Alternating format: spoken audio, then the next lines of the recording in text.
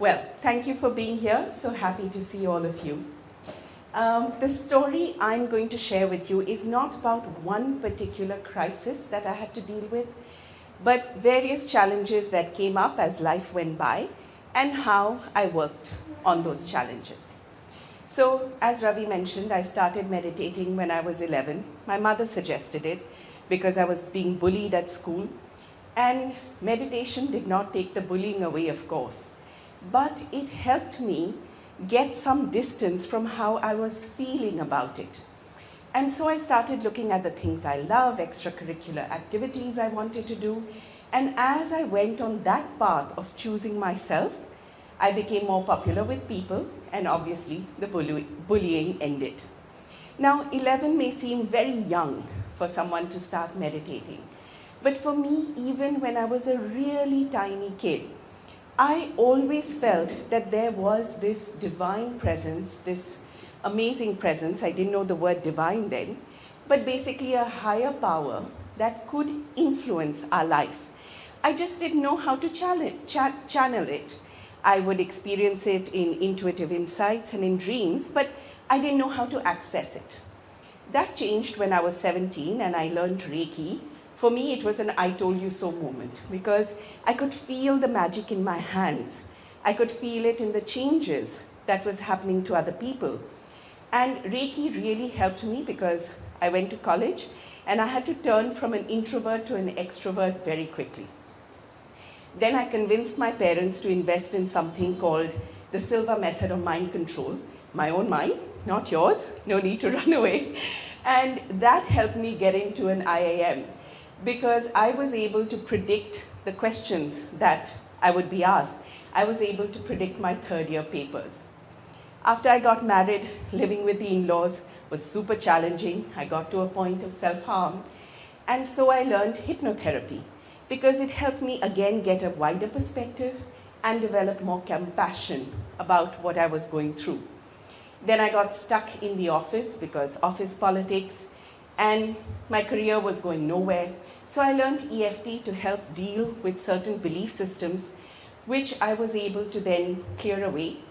And my career moved on. I moved on to doing bigger roles, global roles, traveling the world, etc.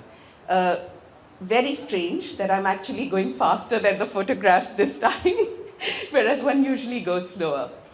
So as you can see, a certain pattern is coming out of here. Because I felt if I can deal with the day-to-day challenges that life throws at me, then the bigger challenges will automatically be taken care of. That's my philosophy even today. One of the other things I did was pranic healing because I was allergic to this little cat that had wandered into my life and I wanted to keep it. So pranic healing helped me with that. So with all of these things, I ended up doing something called a rebirthing workshop. Now, I was the demo, the first person to try rebirthing out of the group of people who were there. And as the demo, I was lying on the floor sobbing. I had seen some too painful memories.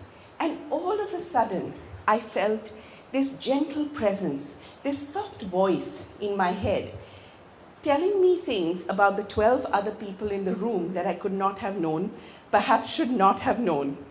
And that's how it started.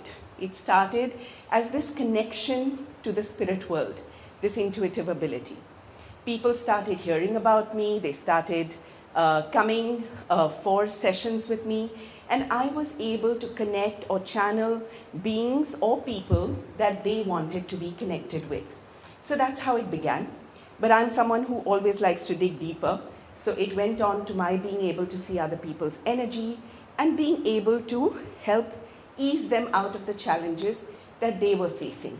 So I worked with thousands of people across the world, empowering them, but it never helped me. In fact, on the other hand, I'd get into trouble when I tried using the intuitive ability for myself. And this was till I came to Goa. I came to Goa on a high. Financially, in the work that I was doing, personally, I felt very good.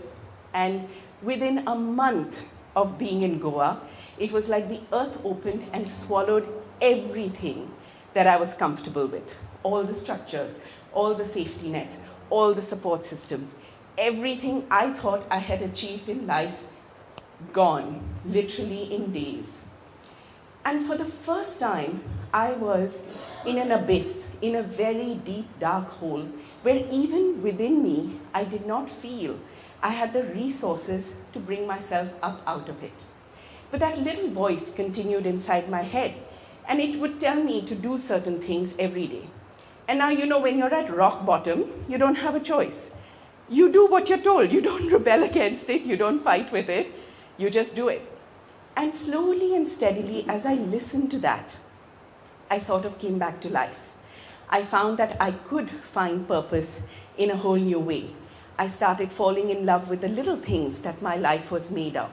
I stopped looking at my life from other people's perspective and looked at my life from my own perspective.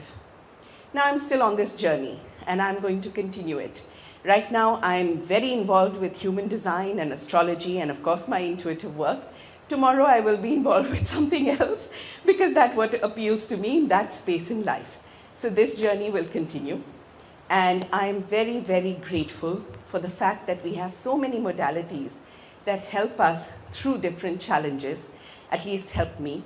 And I'm very grateful to all of you who are here listening to this. Thank you.